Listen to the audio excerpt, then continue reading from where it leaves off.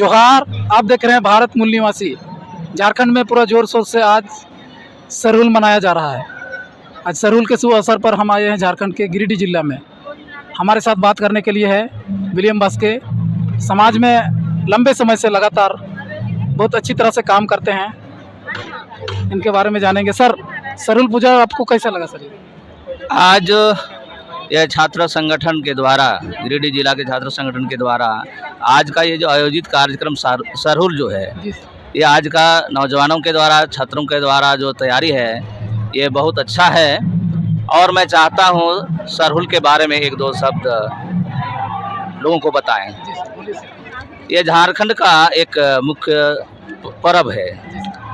सबसे पहले तो ये जानना होगा हम लोगों को, ये देश पर्व और त्यौहार का सम्मिश्रण है।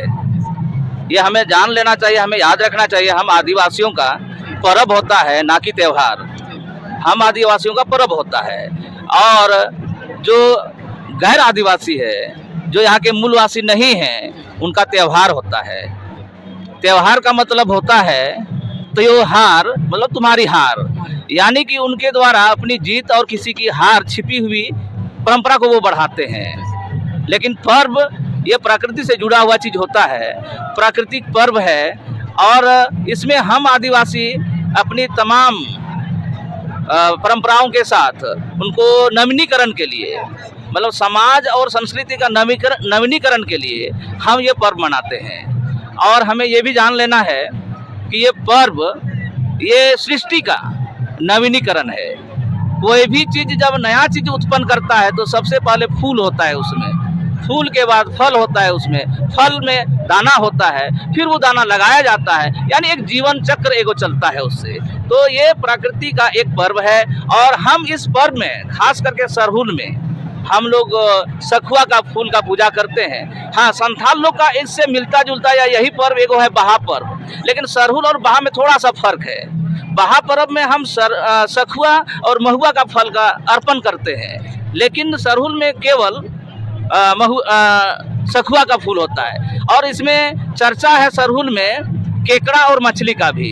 अब ये हमें लगता है आज के छात्रों को, स्टूडेंट को ये शोध करने का ज़रूरत है कि सरहुल में ये सखुआ फूल और केकड़ा और मछली का क्या प्रसंग है, क्या उसमें उसका उपयोगिता है, या किस लिए इस दिशा में बढ़ा है, उसका शोध करने का ज़रूरत है आज।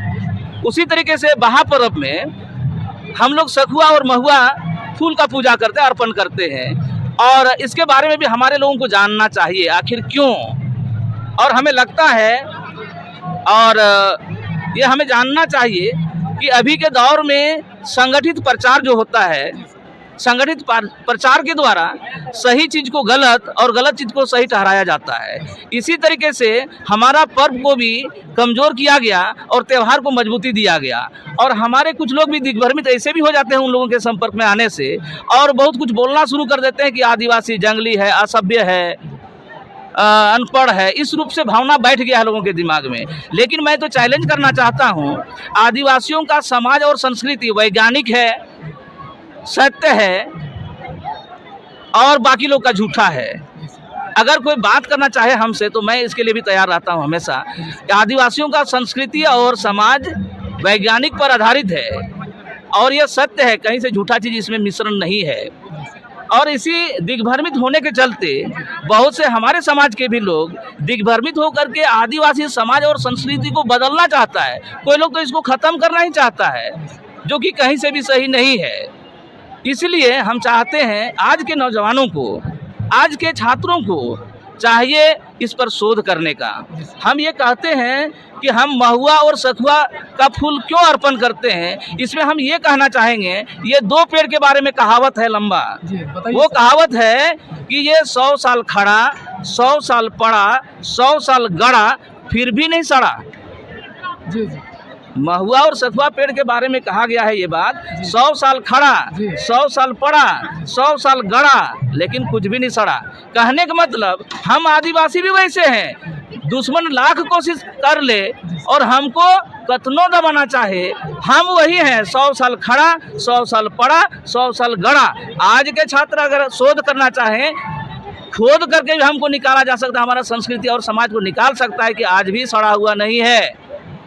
और बाकी जो दिखावा है दूसरे लोग का समाज और संस्कृति, ये समझो ये खेल है। हमारा समाज और संस्कृति के सामने बाकी सब खेल है, यही सच्चाई है। इसलिए आज के नौजवानों को हम यही कहना चाहते हैं, इस पर्व के अवसर पर इस दिशा में बढ़े और हमारा जो समाज, हमारा संस्कृति जो लोग प्रचार के माध्यम से गलत ठहरा रहा है, हमें जंगली और असभ्य कहा जा रहा है, वो जो असभ्य लोग हैं उनको जवाब देने के लिए हमारे नौजवान तैयार होना चाहिए। मैं इसी दिशा में चाहता हूँ। सर एक शंकराचार्य है जो हिंदुओं के धर्मगुरु है, उन्होंने आदिवासी को वनवासी कहा है और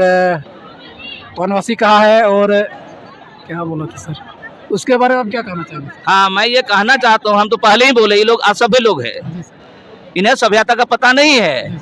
उनको जानना चाहिए, जब उनका श्री राम घर से बाहर गया था जंगल तो वो वनवासी था। हम तो आदिवासी हैं, हम तो जंगल में रहते हैं, इसलिए हम वनवासी नहीं, हम आदिवासी हैं, शुरू से रहने वाले हैं। उनको पूछ लेना चाहिए शंकराचार्य लोग को, फिर राम जब जंगल गया तो वनवासी क्यों कहे थे उसको आप? तो राम वनवासी हो सकता है, आदिवासी वनवासी नहीं हो सकता है। और ये झूठा प्रचार करके हमारा आदिवासियत को ख़त्म करना चाहता है उन लोग, और अपने आप को बड़ा दिखाना चाहता है। लेकिन ये जानना चाहिए आदिवासी दो शब्द से बना है, आदि और वासी। हम आदि मतलब शुरू से, वासी मतलब रहने वाले हैं, इसलिए बाकी सब बाहरी है और हमारा ताकत का अंदाजा हमको ना लगे, इसलिए वो इस चीज़ को छिपाना चाहता है और हमें वनवासी कहता है। इसलिए ऐसे लोगों से हमें सावधान रहना चाहिए। जो ऐसे वनवासी के बहकावे में जाने वाले हमारे समाज से भी अगर कोई लोग है, उन लोग से भी सावधान हमें रहना चाहिए और ऐसे लोगों से बचना चाहिए। हमारा आदिवासियत बचना चाहिए। हम आदिवासी हैं, इस देश का मूलवासी हैं, इस देश का असली ताकत है, असली राजा हम हैं, बाकी लोग हमारा गुलाम है। लेकिन ये प्रचार के माध्यम से, संयुक्त प्रचार, मजबूत प्रचार के माध्यम से हमें गुलाम बनाया है और इस दिशा में नौजवानों को सोचना चाहिए और हमें आज़ादी हासिल करना चाहिए, अपना खोया हुआ राजपाट हासिल करना चाहिए। मैं यही संदेश देना चाहता हूँ आज के विशेष में। उन्होंने आदिवासी को हिंदू कहा है सर, क्या हिंदू में आदिवासियों का मेल है इस तरह से? सबसे पहले तो हम ये कहना चाहते हैं, ब्राह्मणों ने जितनी भी उनकी पूर्वज रहे हैं, उन लोगों ने कभी अपने आप को हिंदू कहा नहीं। औरंगजेब मुगल के समय में जब हिंदुओं को जजिया टैक्स लगाया गया था, उस समय इन्होंने इनकार किया था कि मैं हिंदू नहीं हूँ, जिस तरह से आप विदेशी हैं वैसे मैं भी विदेशी हूँ और इसलिए हम टैक्स नहीं देंगे। उस समय इनकार किया। फिर ये नौबत क्यों आया कि वो अपने आप को हिंदू कबूल कर रहा है? 1917 में जब इंग्लैंड में सबको वोट देने का अधिकार दिया गया और इंग्लैंड का राजा यहाँ भी था, अंग्रेज का शासन था भारत में, उनको लगा कि ये कानून देर सवेर भारत में आएगा और इस हालत में उन्होंने क्या किया कि कैसे हम बहुसंख्यक बने, क्योंकि वो 3.5% है भारत में। हमारे लोगों को जान लेना चाहिए उनकी औकात क्या है, 3.5% है वे। तो वो अपनी संख्या को बढ़ाने के लिए हिंदू नाम का चादर ओढ़ लिया और हिंदू नाम का चादर ओढ़ने के बाद वो अपने आप को बहुसंख्यक साबित कर दिया और आज तक भारत में राज कर रहा है। तो सर आप लोग को आदिवासी आप लोग हैं तो हिंदू बनने में क्या दिक्कत है सर? आप लोग का नुकसान क्या है सर? हम बता रहे हैं, हिंदू शब्द अरबी भाषा है, ये ना हिंदी का शब्द है ना संस्कृत का शब्द है हिंदू। और हिंदू का मतलब अरबी भाषा का जो है हिंदी में गुलाम होता है। वो कहने का मतलब मुगल का जो गुलाम था उसको हिंदू कहा गया। अब ये यहाँ देश के वासियों को ब्राह्मण का गुलाम बनाना चाहते हैं, इसलिए सबको हिंदू कबूल करा रहे हैं। मतलब तुम गुलाम हो, गर्व से बोलो हम हिंदू हैं, मतलब गर्व से बोलो हम गुलाम हैं, गर्व से बोलो हम गुलाम हैं। सच्चाई यही है। इसलिए इस चीज़ से हमारे लोगों को सावधान रहना चाहिए कि वो गुलामी कबूल करा रहा है हिंदू के नाम पर। इसलिए ये कदापि यहाँ के मूलवासियों को कबूल नहीं करना चाहिए, नहीं तो वो जो बोल रहा है वो करके दिखाएगा, मनुस्मृति लागू करके। इस पर यही कहना है। साथ और हैं बातचीत करने के लिए। सर सबसे पहले नाम आपका बताइए। सबसे पहले भारत मूलवासी चैनल को मेरे ओर से नमस्कार। और मेरा नाम सूरजलाल टुडू, मैं गिरिडीह जिला से हूँ और समाज सेवी हूँ। क्या कहना चाहेंगे सर? हम ये सरहुल बाहा पर्व के उपलक्ष्य में मैं यही कहना चाहूँगा कि आदिवासी जितना भी हो भारतवर्ष में या पूरा विश्व में, ये प्राकृतिक पूजक हैं और प्राकृतिक पूजक होने के नाते वो हिंदू से, मुस्लिम से सबसे भिन्न हैं। उसका संस्कृति अलग है, पूजा स्थल अलग है और उसका परंपरा व्यवस्था उसका अलग है। तो यही कहेंगे कि आदिवासी लोग अपना, जैसे विलियम जी बोले कि हम लोग त्यौहार मनाते हैं नहीं हैं, हम लोग पर्व मनाते हैं। हम लोग पर्व के अनुसार मनाते हैं। त्यौहार वो हार जीत की बात होती है, यहाँ हम लोग हार जीत की बात नहीं कर रहे हैं। हम लोग मिलजुल कर कैसे भी प्राकृतिक पूजा हैं तो प्राकृतिक पूजा करते हैं।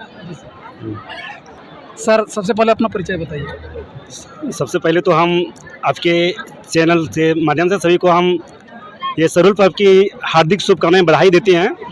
मेरा नाम किशोर है, किशोर मुर्मू, और हम आपके गिरिडीह जिला के देवरी प्रखंड के धरारी गांव से बिलोंग करते हैं। सर वर्तमान समय में देखा जाए तो आदिवासियों का जो भाषा है, जो ओल चिकी भाषा है, उन पर जो हमारे झारखंड के यहाँ के एक विधायक हैं सीपी सिंह, उन्होंने आदिवासी भाषा पर टिप्पणी किया है। इस पर आप क्या कहना चाहेंगे सर?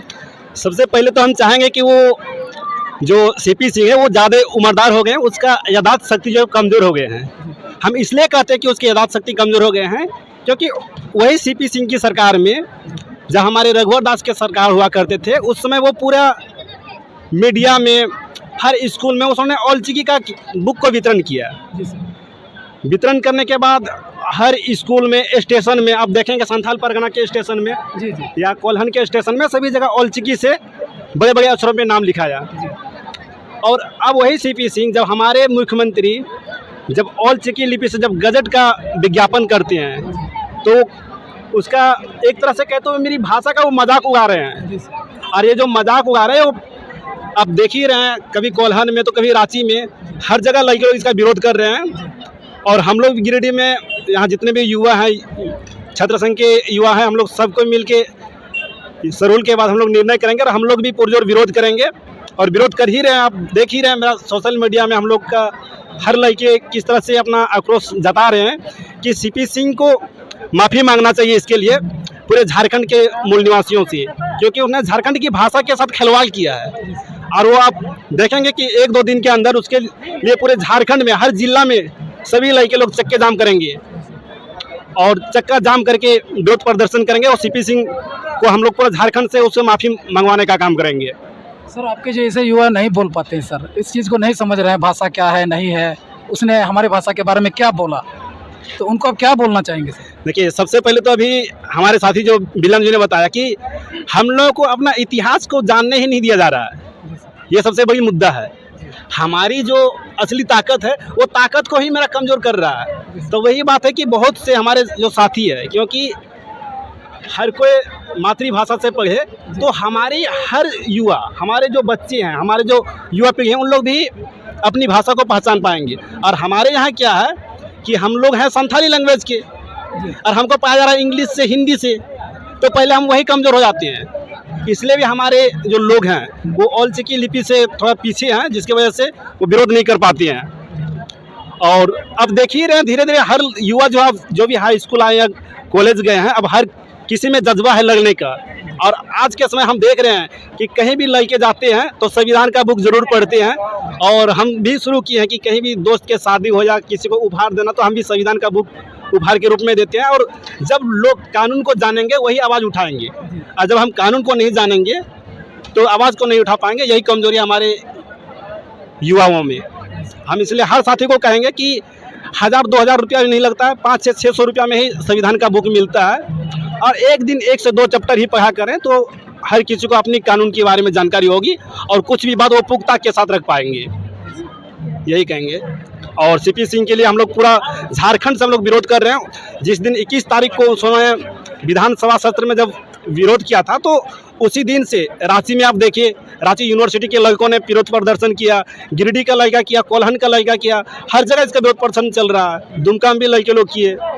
तो इस तरह से हम लोग अपनी भाषा संस्कृति को बचाने के लिए हम लोग हर कदम लाए के लिए आगे रहेंगे। शुक्रिया सर आप सबको हमसे बात करने के लिए। जय हिंद।